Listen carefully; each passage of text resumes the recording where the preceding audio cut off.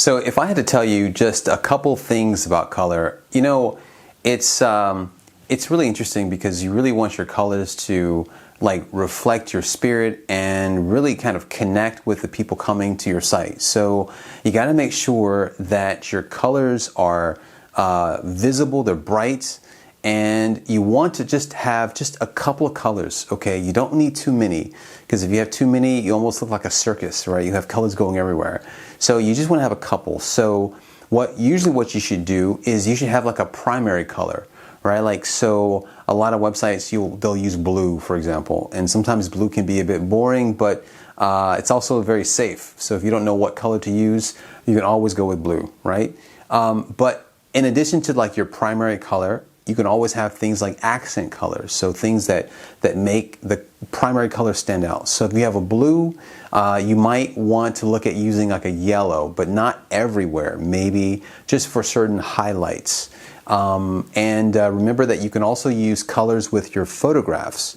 So if you have like a blue background, then you can also use maybe like an orange or a yellow in your photos that bring out the blue, right? So there's so many different ways that you can actually use colors, and it's actually really exciting because once you start to understand like the language of color, is really all about emotions. And so you really want to be able to like understand what is the emotion that you want people to feel. So I'll give you an example. Let's say I was doing a health and wellness website, right? A lot of times when I think about the colors I want to use, I'll look at like images and pictures.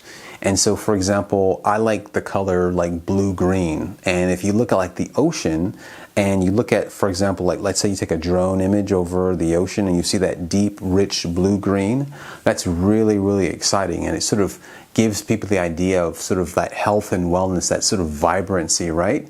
And so I'll take that and then I'll see if I can use that in my design. So if I was doing a health and wellness website, I might have that blue-green color in the background. And you actually will see it in a couple different health and wellness websites. They'll use that exact same color. And so there's just so many different things that you can use color for. And so what you can do is you can have something like a primary color, so like that blue-green, for example, and then you have all like 2 or 3 accent colors. So you'll have like maybe an orange for your buttons, and then maybe you'll have like maybe a yellow or a white, maybe for text or for like maybe different outlines or things like that. So, you know, look at your colors and like understand, first of all, who you're trying to reach, right? So for example, if you have like a very serious, like say for financial investing, for example, you probably wouldn't use the blue-green. You'd probably use something like a darker blue because people recognize sort of security with that. But for example, let's say you had a website for a kid's day camp, right? Like blue would be a bit boring. So what you would want to do is you would have something that's more colorful, that reflects like the kid-like spirit, all right? And so for that, like a kid's website, you could kind of actually use a couple more colors if you really wanted to. So it really all depends. But what you want to make sure is that your colors don't clash, all right? So you want to make sure that you have like a nice palette of colors so that it really makes your website come alive and it really helps your message. And so, you know, when you're going out, look out like at your everyday life, how like color is used, right? Look at cars, look at places when you go shopping, look at how they use colors. Look at the magazines, right? Like when you actually look through a magazine, that's all about using color.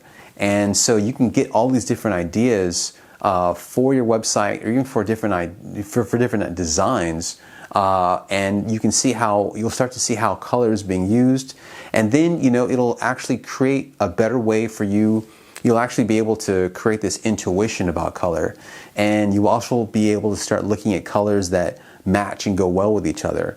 And it's interesting too, because like by developing an eye for color, you'll actually start to develop this sense of, you know, again, complementary colors. And oftentimes now when I like use a tool, because they have all kinds of tools out there these days, where it'll give you like, you'll give it a color and then it'll give you a couple complementary colors. after using the tool for a while, you actually develop that sense all by yourself. And so what I would say is, when it comes to creating colors, is play with colors and really try to just understand how the colors make you feel, and that's going to make your color choices and your color designs way better.